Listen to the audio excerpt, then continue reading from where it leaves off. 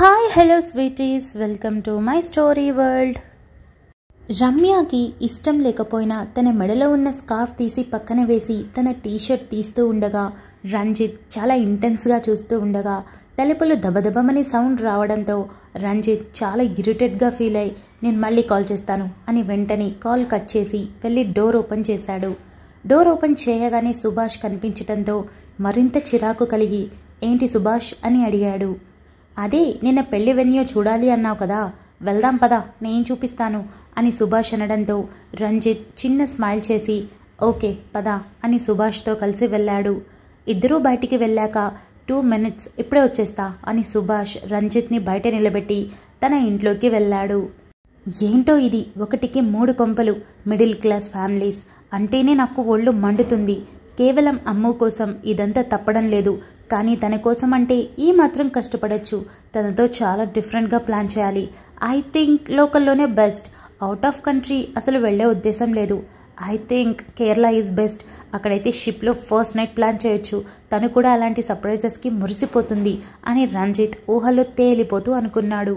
సుభాష్ ఇంట్లోకి వెళ్ళి చుట్టూ చూడగా మధు ఒక్కటే కూర్చొని కనిపించడంతో ఏమైంది దీనికి, కొంపదీసి వాడి గురించి ఆలోచిస్తుందా అని సుభాష్ దగ్గరికి వెళ్ళి ఏం ఆలోచిస్తున్నావే అని అడిగాడు. మధు అస్సలు ధ్యాసలో లేకుండా అలా చూస్తూ ఉండడంతో బుజ్జి అని తల మీద ఒక్కటివ్వడంతో మధు ఉలిక్కిపడి సుభాష్ వైపు చూసి ఏంట్రా అని అడిగింది. ఏంటి డల్గా ఉన్నావు అని తన గొంతులో ఆ బాధను చూసి సుభాష్ అడిగాడు. ఏం లేదు, లేటుగా పడుకొని లేటుగా లేచాను, ఆ మత్తి ఇంకా వదల్లేదు, చెప్పు ఏంటి అని మధు అడిగింది. ఏముంది, ఇందాక మాటల్లో పెద్దవాళ్లంతా రంజిత్ ఇంతవరకు పెళ్లి వెన్యూ చూడలేదు, వెళ్ళొకసారి చూపించు అన్నారు.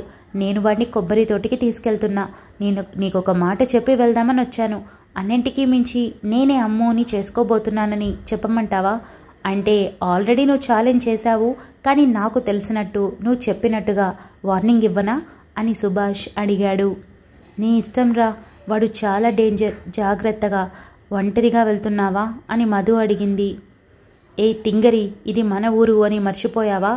ఏమైనా అన్నాడనుకో, చుట్టుపక్కల పొలాల్లో పనిచేసే మన వాళ్ళని పిలిచాను అంటే దెబ్బకి వచ్చి చీమని నలిపినట్టు నలిపేస్తారు. డోంట్ వరీ, ఇక చెప్పమన్నావుగా, ఇక నేను వాడితో మంచిగా ఆడుకుంటా, నువ్వు కాస్త ఫ్రీ అవ్వు అని సుభాష్ చెప్పి బయటికి వెళ్ళాడు. అమ్ము అందరికీ స్వీట్ ఇస్తూ సుభాష్ అప్పుడే వెళ్ళడంతో బావా ఒక్క నిమిషం అని అరిచి గుమ్మం దాటి బయటకు వెళ్ళింది. బయట ఉన్న రంజిత్ అమ్ము గొంతు వినగానే ఆటోమేటిక్గా చూడకూడదు అన్న మాటను మర్చిపోయి టక్కున తల తిప్పి అమ్ము వైపు చూశాడు. అమ్ము దగ్గరికి వెళ్ళి బావా స్వీట్ ఇప్పుడే ఫ్రెష్గా చేశారు, అందరికీ ఇస్తున్నా, బయటికి వెళ్తున్నట్టున్నా తీసుకో అని అమ్ము చెప్పింది. సుభాష్ చిన్న స్మైల్తో తీసుకోబోతూ అనుకోకుండా రంజిత్ వైపు చూస్తూ ఉన్నాడని అర్థమయ్యి నేను ఈ స్వీట్ ముట్టుకోను, దీన్ని తినే అదృష్టం నాకు లేదు అని సుభాష్ టక్కున బేలగా చూస్తూ చెప్పాడు. ఎందుకు బావా, ఏమైంది అని అమ్ము అడిగింది. మరేమో ఇది వరకు ఇలా అమ్మ వేడిగా చేస్తూ ఉండగా తింటున్నప్పుడు మా అమ్మ తిట్టింది, అప్పుడు చెప్పాను నువ్వు చేసిన స్వీట్ నేను ముట్టుకోను అని సుభాష్ చెప్పాడు. అయ్యయ్యో, అలా ఎందుకు చెప్పావు? అమ్మ చేతి వంటని ఎప్పుడూ అలా చెప్పకూడదు, మాట అంటాం కానీ తినకుండా ఉండగలమా అని అమ్మ ఆలోచిస్తూ ఒక పని చేయి బావా, నువ్వు ముట్టుకోకు, నేను నోట్లో పెడతాను, తినేసేయి అని నవ్వింది. బ్రిలియంట్ అమ్మో అని సుభాష్ చాలా హ్యాపీగా ఫీల్ అవుతూ అన్నాడు. ఆ పట్టు అని స్వీట్ని సుభాష్ నోట్లో పెట్టింది అమ్మో. చూస్తున్న రంజిత్ చెయ్యి పిడికిలి గట్టిగా బిగుసుకొని విపరీతమైన కోపం రావడంతో అమ్ము అని పిలవబోయి తనని నేను చూడకూడదు కదా అని ఆలోచన రాగానే వెంటనే వెనక్కి తగ్గాడు. సుభాష్ కాస్త తిన్న తర్వాత అమ్ము మిగిలిన స్వీట్ నోట్లో పెట్టి పక్కన అంటడంతో దాన్ని శుభ్రంగా తన చున్నీతో తుడిచి బాయ్ బావా అని చెప్పి లోపలికి వెళ్ళింది. హౌ స్వీట్ షీ ఈజ్, ఎంత ప్రేమగా తినిపించిందో, రేపు భార్యగా మారి ఇలాగే రోజు గోరుముద్దలు కూడా తినిపిస్తుంది కదా. తినిపిస్తుందిలే, ఇక్కడుంది ఎవరు, సుభాష్, ఎవరికైనా నచ్చాల్సిందే అని అనుకొని ఆస్వాదిస్తూ వెంటనే రంజిత్ గుర్తు రావడంతో ఆ వైపు చూసి చచ్చుంటాడు వెధవ, లోపల చావాలి, ఇంకా ఇంకా చావాలి, అయినా నా పిచ్చి కానీ 100 మందితో తిరిగేవాడికి ఇప్పుడు ఏం పెద్ద ఫీలింగ్ కలుగుతుంది అని అనుకుంటూ వెళ్ళాడు. సుభాష్ వెళ్ళి రంజిత్ పద అని బైక్ స్టార్ట్ చేస్తూ పిలవడంతో రంజిత్ వెళ్ళి బైక్ మీద కూర్చొని తన చేతిని సుభాష్ భుజం మీద వేసి గట్టిగా అదిమి పెట్టడంతో సుభాష్కి అర్థమై చిన్నగా నవ్వుకొని కొబ్బరి తోటకి పోనిచ్చాడు. చాలా త్వరగా కొబ్బరి తోటకి చేరుకొని బైక్ పార్క్ చేసి అదిగో కొబ్బరి తోట, ఇక్కడి నుండి అదిగో ఆ కనిపించే గట్టు వరకు అని సుభాష్ మొత్తం చూపిస్తూ ముందుకు వెళ్ళాడు. ఒక్క నిమిషం అని రంజిత్ బేస్ వాయిస్లో పిలవడంతో సుభాష్ ఆగి వెనక్కి తిరిగి ఏమైంది అని చాలా మామూలుగా అడిగాడు. నేను ఇందాక చూశాను, అమ్ము నీకు తినిపించడం, మూతి తుడవడం. ఏం జరుగుతుంది అని రంజిత్ సీరియస్గా అడిగాడు. ముందు ఆ విషయం పక్కన పెట్టు, నువ్వెందుకు చూసావు? అయ్యయ్యో, నువ్వు అమ్మోని చూసినా అమ్మో నిన్ను చూసినా నువ్వు చస్తావని ఆ రోజు పూజారి చెప్పాడు కదా అని సుభాష్ కింద నుండి పైకి చూస్తూ వెటకారంగా అన్నాడు. అవన్నీ నీకనవసరం, నాకు చావే లేదు, ఎప్పుడు చావాలో నేను డిసైడ్ అవుతాను. ముందు అడిగిన దానికి సమాధానం చెప్పు, ఏం జరుగుతుంది అని ఆల్రెడీ మధు సుభాష్తో తాళి కట్టిస్తాను అని చెప్పి ఉండటంతో రంజిత్ ఆ ఇంటెన్షన్ మనసులో పెట్టుకొని అడిగాడు. ఏంటి రంజిత్ ఏం తెలియనట్టు అని సుభాష్ అడుగు ముందుకు వేసి రంజిత్ కాలర్ సరిచేస్తూ తను నాకు కాబోయే భార్య, మరి మా ఇద్దరి మధ్య అలాంటి ఉండటంలో తప్పేంటి? అయినా ఇవన్నీ నువ్వు చూసి చూడనట్టుండాలి, అన్నీ అడిగితే ఎలా చెప్పు, నాకు కాస్త మొహమాటంగా ఉంటుంది కదా అని సుభాష్ అన్నాడు. రే అని రంజిత్ వెంటనే చెయ్యి పైకి లేపడంతో సుభాష్ ఆ చేతిని బలంగా పట్టుకొని ఏంటి నేను బుజ్జిని అనుకుంటున్నావా? అంత సీన్ లేదు, ఎంతలో ఉండాలో అంతలో ఉండు. నీ దగ్గర డబ్బుందేమో, దాంతోపాటు కొవ్వు కూడా చాలా ఉంది. నా దగ్గర డబ్బు లేదు, నీలాగా కొవ్వు కూడా లేదు. అమ్ముకి ఒక మంచివాడు భర్తగా రావాలి, ఎందుకంటే తను చాలా చాలా మంచిది. కాబట్టి ఆ మంచివాడు ఖచ్చితంగా నేనే. ఇకపోతే ఈరోజు అన్అఫీషియల్గా మొదటిసారి తినిపించింది, ఈ 9 రోజుల తర్వాత నా భార్యగా అఫీషియల్గా తినిపిస్తుంది. నువ్వు చూస్తూ ఉంటావు, అంతకుమించి ఏం పీకలేవు అని సుభాష్ చేతిని విసురుగా వదిలాడు. రంజిత్ వెటకారంగా ఒక నవ్వు నవ్వి నీ కాలుని అడుగు, నేనేంటో తెలుస్తుంది అని రంజిత్ అనడంతో సుభాష్ నవ్వి పొరప్పిచ్చి వెదవా, ఇది చేసింది నువ్వే అని ఆల్రెడీ నాకు తెలుసు. ఇకపోతే ధైర్యంగా మగాడిలా నా చెల్లినేం చేయలేక తనని అడ్డం పెట్టుకొని నన్ను ఇలా చేశావు ఎందుకు? ఓ, నా చెల్లినేమైనా చేస్తే నా బావ నిన్ను పీస్ పీస్గా కట్ చేసి కాకులకి గద్దలకి వేస్తాడని భయమా? అంతే అయి ఉంటుందిలే. ఇకపోతే నేను మంచివాడిని, ఒకరికి అపకారం తలపెట్టాలి అనుకునేవాడిని కాదు కాబట్టి నన్ను ఎన్నుకున్నావు. అయినా ఇంతకంటే నువ్వు పెద్దగా పీకేది ఏమీ లేదు. అన్నింటికీ మించి నా ఊర్లో ఉన్నావు. ఒక్క విజిల్ వేశాను అనుకో, చుట్టూ నా వాళ్ళొచ్చి నిన్ను కాలి కింద వేసి తొక్కేస్తారు చెప్తున్నా. ఇకపోతే అమ్ము కావాలా నీకు? నీకెందుకురా అమ్ము? ఆల్రెడీ బయట చాలామంది ఉండి ఉంటారుగా, వాళ్ళ దగ్గరికి వెళ్ళు. వాళ్లతో సమానంగా అమ్ముని కూడా నిలబెట్టేద్దాం అనుకుంటున్నావా? ఆ అవకాశం నీకెప్పటికీ ఇవ్వను. నిజానికి బుజ్జి చెప్పింది కాబట్టి నేను అమ్ముని పెళ్లి చేసుకోవాలి అని అనుకుంటున్నా. బట్ అదేంటో ఆ మాట అనుకున్న దగ్గర నుండి తన మీద ప్రేమ స్టార్ట్ అయిపోయింది. కొంచెం కొంచెం పెరిగిపోతుంది కూడా. బికాజ్ తన అమాయకురాలు, తన చూపులు, తన మాటలు చూసిన ప్రతిసారి నేను ఫిదా అయిపోతున్నా. అసలు నేను ముందు నుండి ఎందుకు గమనించలేదా అని కూడా అనిపిస్తుంది తెలుసా అని సుభాష్ అన్నాడు. మీరు నన్ను చాలా తక్కువ అంచనా వేస్తున్నారు. చూడటానికి మామూలుగా ఉన్నాను, ఏం పట్టించుకోను అనుకుంటున్నారేమో. రేపటి రోజు మీ జీవితాలు తలకిందులైపోతాయి, ఆలోచించుకోండి అని రంజిత్ చెప్పాడు. అవన్నీ ఎందుకులే కానీ అని భుజం చుట్టూ చేయి వేసి అదిగో అక్కడే వెన్యూ, అక్కడే డెకరేషన్ చేయబోతున్నారు. ఒక పక్క వివేక్ అనన్య, మరో పక్క నేను అమ్ము జంటలుగా కూర్చొని ఆ ప్రకృతి సాక్షిగా, వచ్చే బంధువుల సాక్షిగా, మన కుటుంబాల సాక్షిగా, అదిగో ఆ పైన కనపడకుండా ఉన్న దేవదేవతల సాక్షిగా మా పెళ్లిళ్ళు జరగబోతున్నాయి. అక్షంతలు వేసేంత తీరిక నీకుండదనుకుంటా ఆ టైంలో.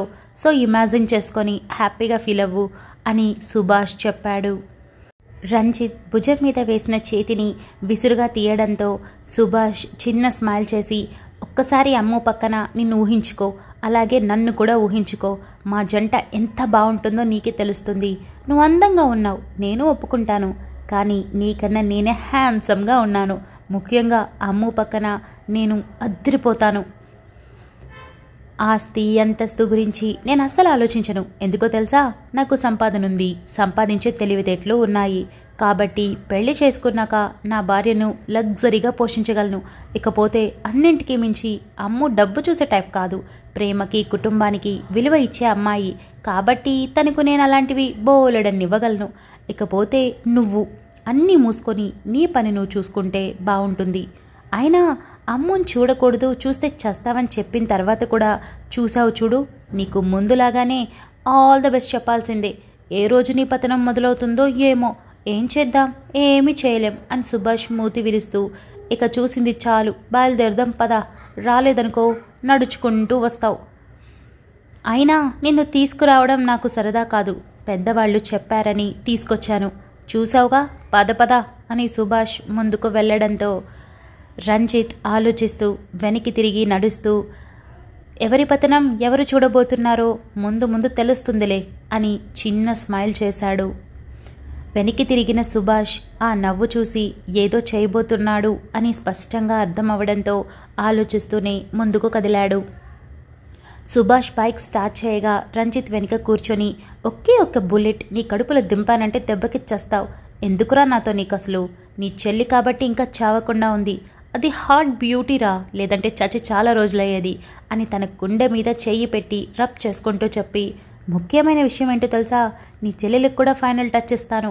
బట్ ఆడపిల్ల కదా, హర్ట్ చేయలేను. కానీ తప్పడం లేదు, ఏం చేద్దాం?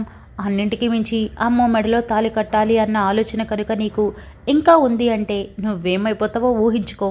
అయినా ఏంట్రా, మీ అన్న చెల్లెళ్ళు పల్లెటూరు బయతులు నోరు మూసుకొని కుక్కిన పెనులా పడుంటే 4 రోజులు ఈ భూమి మీద నూకలు చెల్లుతాయి.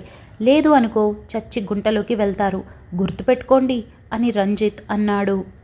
సుభాష్ బైక్ స్టార్ట్ చేసి పోనిస్తూ చిన్నగా నవ్వి అద్దంలో కనిపిస్తున్న తనని చూస్తున్న రంజిత్ని షార్ప్గా చూస్తూ, పల్లెటూరు బయతులమే కరెక్ట్, బట్ చాలా చాలా ఎడ్యుకేటెడ్, అర్థం చేసుకోవడంలో టాప్ నాచ్. అలానే మమ్మల్ని ఏదైనా చేయాలి అనుకున్నారంటే వాళ్ళని పేడ పిసికినట్టు పిసికేస్తాం. అయినా నీకు విషయం తెలుసా, మరీ పల్లెటూరు వాళ్ళు ఆ అమాయకులు కాబట్టి ఏమైనా చేయొచ్చు, మరీ సిటీ వాళ్ళు అతి తెలివైన వాళ్ళు కాబట్టి ఏమైనా చేయొచ్చు. కానీ నాలాగా నా చెల్లిలాగా మిక్స్డ్గా ఉంటామే, ఆ బ్రీడ్ని నువ్వు ఏం పీకలేవు. ఎందుకంటే అమాయకంగా ఉండడమో తెలుసు, తెలివిగా తలలు నరుక్కుంటూ వెళ్ళడం కూడా తెలుసు. ఇక అన్నింటికీ మించి నువ్వు ఇలా బెదిరించడం, ఓవర్ యాక్షన్ చేస్తూ ఉన్నావనుకో, నాకు తిక్క లేచింది అంటే నా చెల్లిలాగా కాదు, నేరుగా వెళ్ళి, బావా ఈ డకోటా విధవ మీ చెల్లెల జీవితాన్ని నాశనం చేయడానికి ప్రయత్నించడమే కాకుండా నీ భార్య జీవితాన్ని కూడా నాశనం చేయడానికి ట్రై చేస్తున్నాడు. ఆల్రెడీ కొంతమంది జీవితాన్ని సర్వనాశనం చేశాడని సూటిగా చెప్పేస్తాను. దెబ్బకి నువ్వు అవుట్. బికాజ్ మా బావ బంగారం. చెప్పిన తర్వాత అది నిజమా కాదా అంతసేపు ఆలోచించడు. ఖచ్చితంగా మేము నిజమే చెప్తామని నమ్మి నీ పీక పిసికేస్తాడు అని సుభాష్ కసిగా చెప్పాడు. అబ్బో, అన్నా చెల్లెళ్ళు ఒకటే స్కూల్లో చదువుకున్నట్టున్నారే, ఒకేలాగా మాట్లాడుతున్నారు. వాడేమైనా పెద్ద పిస్తా అనుకుంటున్నావా? వాడిని ఎక్కడ నరుక్కు రావాలో నాకు బాగా తెలుసు. మీరు అనుకుంటున్నారేమో నేను దేవ్కి భయపడుతున్నాను అని. అస్సలు కాదు, వాడినేం చేయాలో అది చేసి తీరుతాను, మీరు చూస్తూ ఉండండి. ఇకపోతే అమ్ము నాది, కేవలం తన మనసే కాదు తన శరీరం కూడా నాదే. దాని ఒంటి మీద చేయి పడబోయేది మొట్టమొదటిది నాదే అవుతుంది. అతిగా ఊహించుకోకు, అది నా పెళ్ళాం అని రంజిత్ పళ్ళు బిగించి చెప్పాడు. అదే నేను చెప్తుంది, నా పెళ్ళాం కాబట్టి లిమిట్స్లో ఉండు. పోనీ తను నిన్ను ఎప్పటికీ ప్రేమిస్తుంది కాబట్టి కొద్ది రోజులు పెళ్లి కాబోతుందని ఊహించుకొని పండుగ చేసుకో. కానీ పెళ్లిలో ముహూర్తం టైంకి 3 ముళ్ళు వేసేది నేనే. జీవితాంతం తన పక్కన నిలబడి తన సుఖ సంతోషాలలో తోడుగా ఉండబోయేది నేనే. ఇకపోతే అమ్ము చాలా తెలివైంది కాబట్టి ఖచ్చితంగా తను అర్థం చేసుకొని నన్ను యాక్సెప్ట్ చేస్తుంది. కొంచెం లేట్ అవుతుందేమో, బట్ యాక్సెప్ట్ చేస్తుంది. ఆ తర్వాత మేము చాలా సంతోషంగా ఉంటాం. చక్కగా ఓ 2-3 పిల్లల్ని కన్నాక ఆ తర్వాత వాళ్ళతో ఎంజాయ్ చేస్తూ లైఫ్ లాంగ్ బిందాస్గా బతికేస్తాం. నువ్వు మాత్రం జైల్లో చిప్పకూడి ఎత్తుకొని మధ్యాహ్నం సాంబార్ భోజనం, సాయంత్రం అయితే పెరుగన్నం తిని నేల మీద బజ్జుకుంటూ ఉండు బాబు అని సుభాష్ చెప్పాడు. మీతో మాటలు అనవసరం, ఏం చేయాలో నాకు తెలుసు అని రంజిత్ సైలెంట్ అవ్వడంతో సుభాష్ భుజాలెగరేసి తెలిస్తే తెలుసుకో అని ఒక మాటతో కొట్టి పారేసి ఇంటి దగ్గర డ్రాప్ చేసి బైక్ దిగి వెళ్తున్న రంజిత్ని చూసి, నీలాంటి నీచుణ్ణి ఇంకా భరిస్తున్న మా మధుకి దండేసి దండం పెట్టాలి అని అనుకుంటూ ఇంట్లోకి వెళ్ళాడు. Thank you so much for listening guys. Update నచ్చినట్టయితే లైక్ చేయండి, షేర్ చేయండి, కామెంట్ చేయండి, అలానే సబ్స్క్రైబ్ చేసుకోండి. వచ్చేసాను ముచ్చట్లకి. అరెరే బంగారాలు మీరు, ఎందుకంటే ఎప్పుడు ఏ స్టోరీలో నెగిటివ్ షేడ్ వచ్చినా నన్ను వేసుకునేవాళ్ళు, అలాంటిది ఒక మాట కూడా అనలేదు. ప్రియాకి ఏం జరుగుతుంది, ఎలా ఎండ్ కార్డ్ పడుతుంది, దాన్ని అర్జున్ చంపేయాలి అంటూ ఏదేదో మాట్లాడారు, కానీ నన్ను మాత్రం ఏమీ అనలేదు. I'm very very happy with that. ఇకపోతే బ్యాక్గ్రౌండ్లో కొంచెం డిస్టర్బెన్సెస్ ఉన్నాయి కదా, సో ప్లీజ్ మీరు నా వాయిస్ మాత్రమే వినండి. చెప్పాను కదా పక్కింట్లో పెళ్ళి నడుస్తుంది, ఇవాళ నైట్కే మ్యారేజ్ అనమాట. ఇంకా వస్తూ ఉంటారు కదా, వాళ్ళ ఇంట్లో కుక్కలు ఎక్కువ ఉంటాయి అన్నమాట, మంచిగా ఉంటాయి అవి కొత్త వాళ్ళని చూసి కొంచెం భయపడి అరుస్తూ ఉన్నాయి. అందుకే బ్యాక్గ్రౌండ్లో ఎక్కువ స్కోర్స్ వినిపిస్తున్నాయి, పట్టించుకోవద్దు. ఇకపోతే అర్జున్ నందు స్టోరీ అప్పుడే అయిపోతుందా అని అడిగారు. అవునండి అయిపోతుంది, ప్రతి కథకి ముగింపు ఉండాలి కదా, జస్ట్ ఇంకొక 3 days వస్తుందేమో, అంతకు మించి రాదు.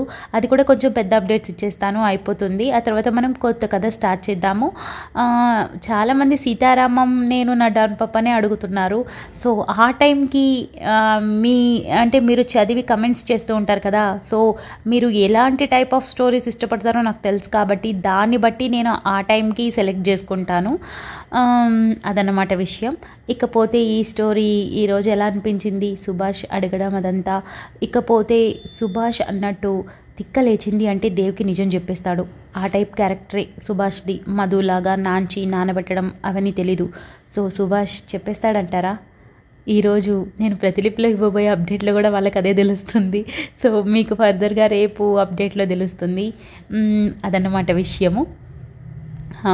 ఇక దేవ్కి తెలిసాక ఎలా ఉంటుంది ఏంటి అన్నది చూద్దాము. అది కూడా ఏ విషయం తెలుస్తుంది అన్నది కూడా ఇంపార్టెంటే. సో నెక్స్ట్ అప్డేట్లో చూసుకుందాం. యాక్చువల్లీ ఇంకొంచెం పెద్ద అప్డేట్ ఇవ్వాలనుకున్నాను, బట్ కుదరలేదు. బయట చాలా మీకు ఎంత డిస్టర్బెన్స్ వినిపిస్తుందో నాకు తెలియదు, కానీ నాకు అది చాలా ఎక్కువ కనిపిస్తుంది, అందువల్ల చెప్పలేకపోతున్నాను. అండ్ ఫైనలీ అంతే ముచ్చట్లు. మనం రేపు మార్నింగ్ అప్డేట్లో కలుసుకుందాం. అంతవరకు keep smiling, stay healthy, bye guys.